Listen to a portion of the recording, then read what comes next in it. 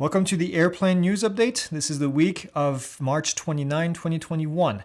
And this week I got really interesting topic. I got 4 of them. The first one is a flight training survey that is showing us some results, and I think you'll like the data that's in there.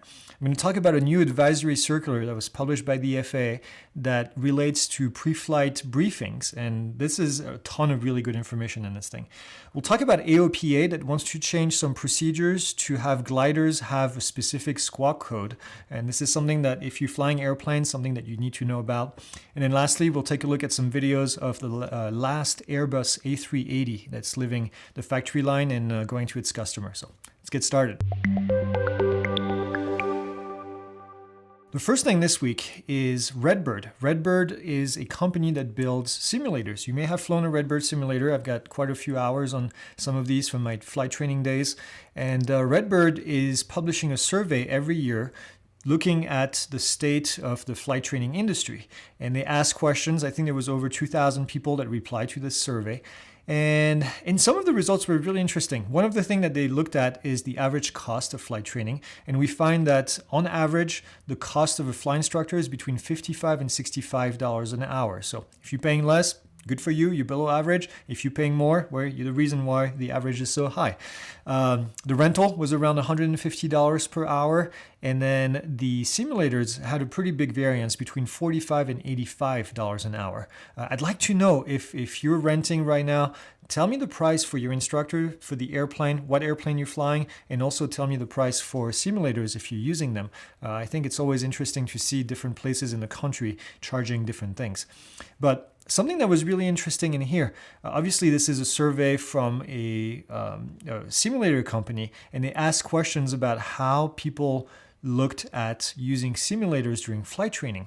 And they said, based on the results, that students had a much better view of using simulators in flight training than flight instructors did. And this is not surprising. From my experience as a flight school executive and having managed flight training programs, instructors want to fly, right? They want to build flight hours. So using the sim is a bit of a waste of time, even if it's something that's positive from an instruction standpoint. So please tell me, are you using, in the comments, are you using your simulator for primary flight training, for your private pilot license? Are you using it for instrument? Do you like it? Does your instructor like it?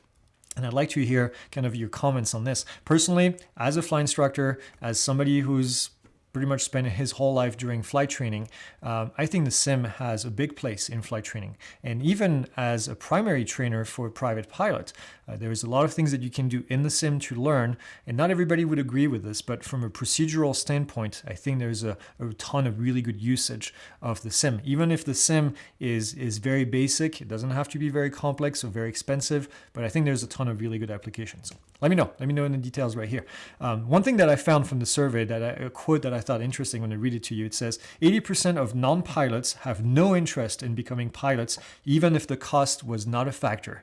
So it just means that people that are going to go up are really people that are passionate about aviation. The cost doesn't always have something to do with it. So one of my lifelong goals is to get kids that are in high school and even lower grades interested in flight training, because once you get that spark, this is kind of what this is saying, we need to get that spark started. So I'm happy to be doing more of this now that I have the ability to do so, and excited to be doing more even in the future. Another thing that came out of the survey, which I thought was interesting but not really surprising, large training organizations, large training programs have been doing better during the pandemic and getting bigger, while the small training programs have been hurting and getting smaller. And I think this is something that we unfortunately are seeing with a lot of different industries, where the small businesses took a major hit when the large businesses thrived sort of during this pandemic. So not a good trend personally, I think, but unfortunately it is what it is. So I'll put a link down here. It's an AOPA article. If you want to go take a look at it, then go ahead and do that. The next thing is the advisory circular. The FAA released AC 9192, which is called A Pilot's Guide to Pre-Flight Briefing.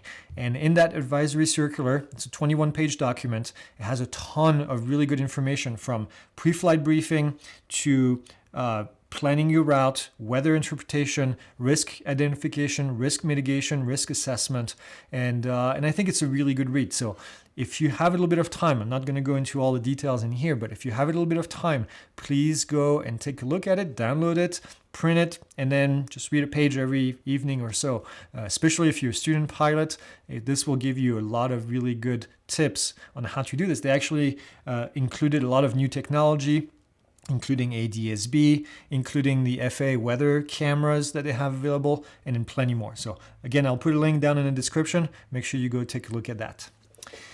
Next thing is AOPA. AOPA is looking to get gliders to use a squawk code for VFR operation, all VFR operation. And this may not be something that you knew. Actually, this is something that I didn't really know.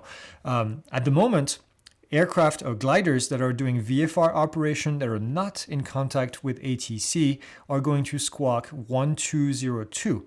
1200 is the standard VFR code for pretty much everyone, but for gliders, 1200. What the AOPA is recommending is that gliders use 1200 anytime they're doing a VFR operation, not just when they're not in contact with ATC. And the goal of this is to bring more awareness of glider operations in the area, especially from controllers, especially when gliders are operating close to an airport. So I thought this was interesting. If you ever see 1200 or 1202 on your ADS-B, or if you ever see these codes, then you know that this is a glider, and you know you need to be paying extra attention. Okay, last bit this week is the last A380, Airbus A380, left the factory in Toulouse in France and is heading to its last customer, which happens to be Emirates. And it's going to Frankfurt, I think it was next, to do the paint job. This is why, looking at this video right here playing in the background, you see the green aircraft. The green is just the raw aircraft before it gets painted. It's actually a primer that they put on. But it's a little bit sad. I remember when the A380 came out, it was, when was it? 2007, so 14 years ago. And majestic airplane. I've seen one. I've been in one. I saw it at Oshkosh, actually, when it was flying and doing some crazy maneuvers. Landed on the runway at Oshkosh. This massive, massive aircraft landed on this small runway and just majestic. So a little bit sad to see it gone.